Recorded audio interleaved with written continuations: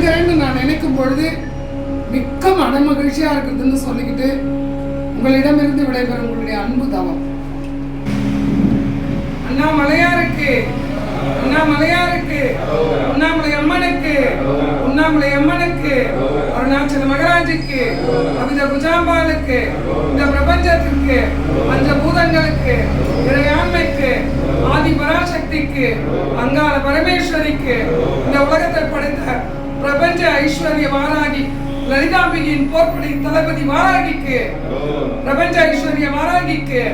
பிரபஞ்ச ஐஸ்வர்ய வாராகிக்கு, பிரபஞ்ச ஐஸ்வர்ய வாராகிக்கு, வராகியின் புகழ் பாடும் வராகியின் ஆசீர்வாதம் பெற்ற ரஜினி சுவாமிஜிக்கு, ரஜினி சுவாமிஜிக்கு அவர் என்ன போல நான்